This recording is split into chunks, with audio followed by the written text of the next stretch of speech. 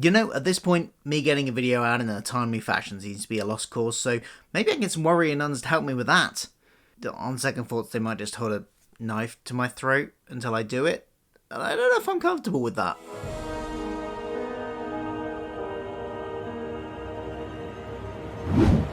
Hi, I'm Phil, welcome to my channel where I like to talk about all the geeky pop culture that I like and consume, things like Doctor Who, things like the MCU, and things like Star Trek, and I am weekly reviewing Star Trek Discovery here on the channel, as I have done for the last several years. This video is a little bit late, I apologise, it aired a few days ago, but on good news, it is now available in the UK, as I said last time on Pluto TV.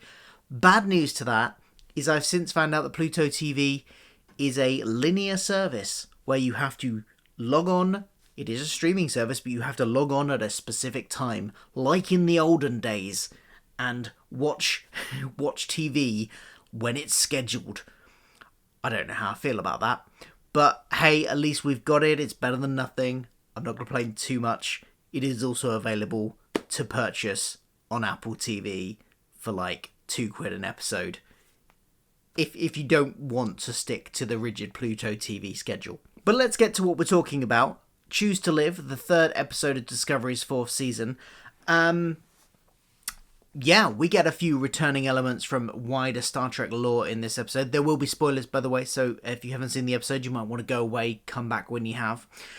The wider elements of the lore that return, I like seeing this sort of world building. We get to return to the Navarre president, the Federation president as well, and also the, I forget in their names, but the warriors, the formerly Romulan, now Navarran warriors who, champion lost causes. Those ones that Burnham's mum's a part of. So we get Burnham's mum in this as well. So there's not lots of nice returning elements, which is nice to sort of catch up on and world build and things like that. The Navarran president expresses that she's already quite keen for them to look to rejoin the Federation, which was an inevitable end goal eventually, but I think I mentioned this last week, that I do kind of feel like they're rushing the kind of re-beginning of the Federation, if you will. Getting back to its previous size. I feel like they might be rushing that a little bit, and while it's not like they did rejoin this episode, the fact that she's talking about it like it's a certainty already feels a bit premature. And I said this last time, I think they're rushing this. I think they're rushing a few storylines this season. Another one is the Grey getting a body storyline. I kind of feel like that maybe should have played out a little bit longer than 2 episodes, basically. Or 3, I suppose. But that only became a possibility at the very end of the last season. And now here we go at the end of this episode. Again, spoilers, he has a body again. So I just feel like there probably was a little bit more they could have done with Grey inside Adira's head. But I don't know, maybe that has played out last season. I mean, I'd like to hear your thoughts. Let me know what you think in the comments below. We get lots of ongoing sort of character arcs playing out sort of in the background. Some of them more prominent. Obviously, book stuff is more prominent, and I'll talk about that in a minute, because that's the storyline. Booker's storyline is the storyline I'm most invested in this season. Him, what's happened to his planet, his grief. That's the personal story that I'm actually interested in this. On the opposite end of that scale, I'm just not finding myself gripped by what's going on with Tilly. It seems to be going down a route of exploring what is a very worthwhile topic to explore, and I'm sure that there will be some people out there that get something out of it. It seems to be going down a sort of mental health exploration, and I think that is great to explore, but there's just, so far, it hasn't gripped me as a storyline. It might do later on as they keep on developing it, but at the moment, I'm not massively interested in it. I don't know I can't even put my finger on why. I'm just not finding myself massively engaged with that particular storyline. The Adira and Grey stuff, while I think they are rushing it a little bit in the show, I am enjoying what we're getting from them in this plotline. Like I said, I think they should have taken their time a little bit more, but I am enjoying what we get, and there are some lovely moments between the two of them. The as they wait for the medical procedure because there's risk involved, and the transfer of consciousness might not go okay, and Gray ends up in a coma of some kind that they can't tell how long he will be in that coma, or how long, or indeed if he'll ever come out of it. And that waiting time while Adira is waiting for Gray to wake up, there's some really great acting from Adira there. They really show the sort of range of emotions, and there was some sort of, I felt tense along with her. I really enjoyed. Well, enjoyed is a weird word for when someone is suffering on screen, or anxious and tense on the screen. But as a piece of drama, it worked really well. And I was invested in that. That was a good bit. But I do still think they're rushing the storyline a little bit. I don't know what I can say. So you've got that going on in the background. You've got Tilly stuff going on in the background. And then you've got the main sort of A plot. Or you've also kind of got the Booker stuff starts in the background and then comes to the forefront a bit later on in the episode, because it starts with him talking to Stamets, and Stamets is going off to the Navarre Science Academy to seek their help on a theory that he's got about the anomaly, and Booker asked to go with him. And we had some nice moments between the two of them last week, as they were originally quite distant from each other, hadn't interacted much, felt very awkward around each other, and by the end of the episode they had started to gel a bit more. And I did say I was a little bit worried that, like, okay, typical Star Trek thing, you start the episode not getting along, end the episode getting along, and then that's it. From then on, you just get along. But while they are getting along here, there was still that slight bit of awkwardness between them. So I'm quite glad they're continuing that on. And they go off to the Navarre Science Academy and seek help. But while they're there, we get some great stuff linked into Booker's storyline, where he's still dealing with the trauma of his planet going kabooey in the anomaly, and losing his family. And I'm really liking that. It's the character drama I'm most invested in this season, and I really want to see where that takes him. And I think what they did with it this episode was good, because it moved it along. It moved him to the next stage of his grief without solving his grief, without going, okay, he's over it.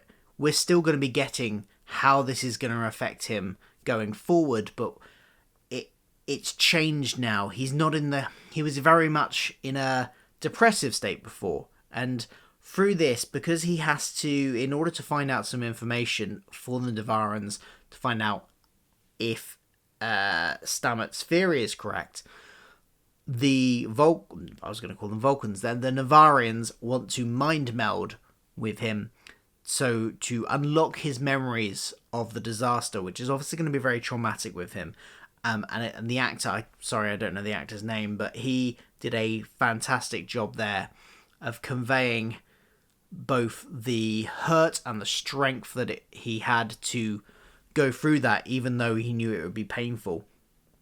So there were some great scenes, seeing him relive those memories, and even once he's found that information, he wants to stay in there a little bit longer to unlock a memory he had of his nephew, one that he hadn't quite, memories are blurry and he hadn't quite got a clear picture of, but he gets a clearer picture there, and he realizes that his nephew in that moment had realized how much he loves him, which was a lovely, sweet moment. And again, I'm really invested in this guy's character now. This is Booker is probably my favorite new character on the show, and well, I say new, he was there all last season, but one of the newest members in terms of the storyline. Hasn't come from the 22nd century or whatever.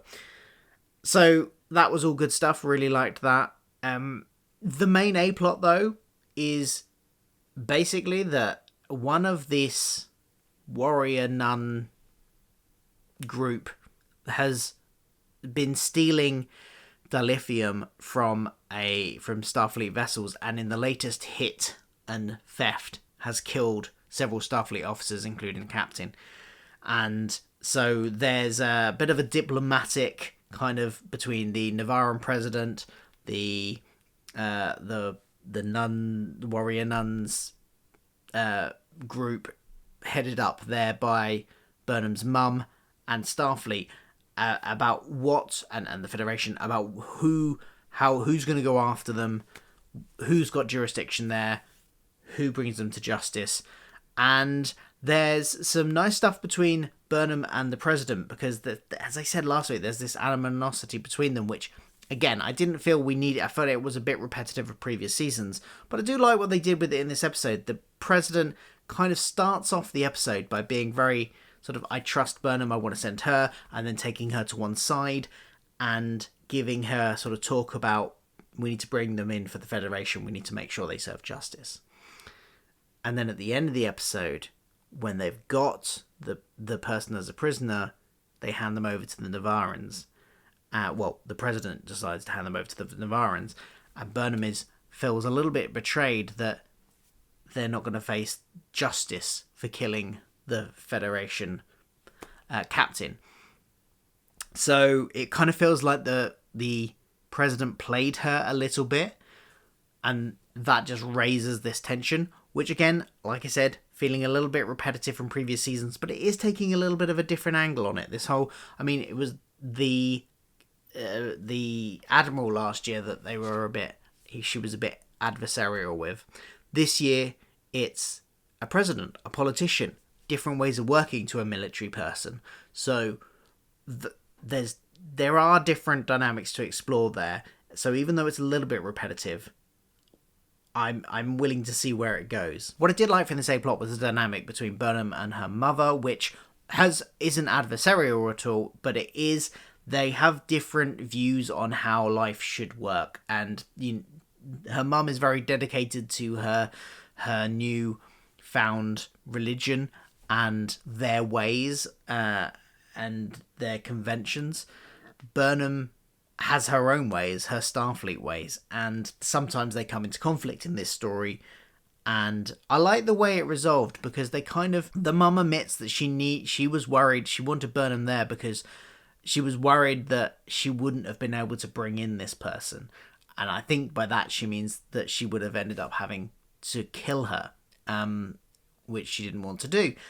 And Burnham wants justice. She's not willing to let things go, but she does do, and this seems to be a reoccurring theme this year, the focus on using diplomatic solutions.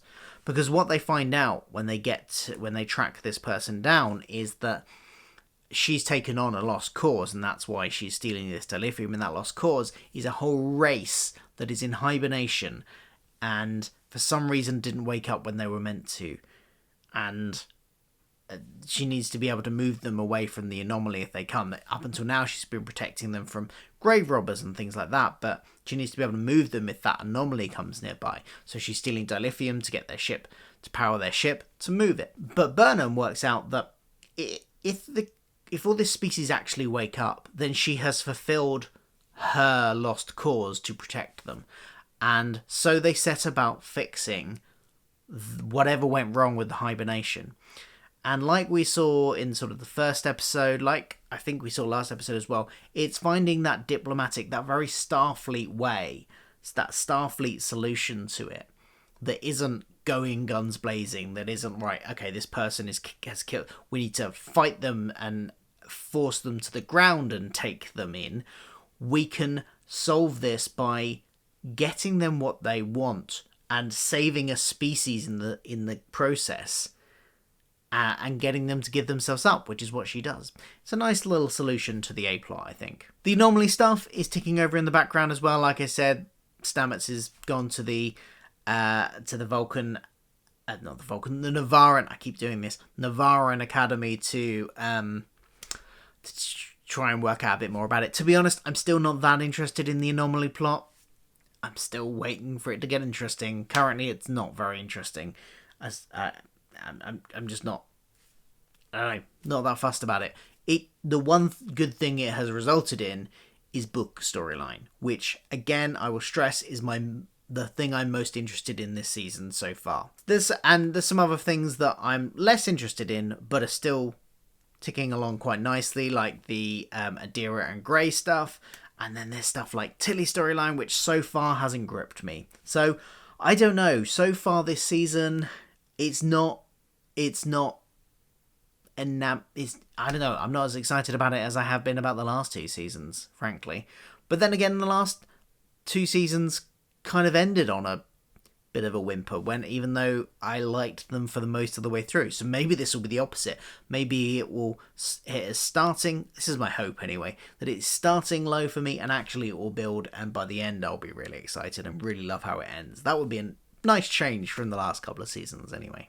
The only other thing I wanted to mention about this episode before I go is the music, which was really good. I don't often notice music in TV shows, unless it's particularly bombastic. This wasn't bombastic, but I did notice it in several places, and it was really good.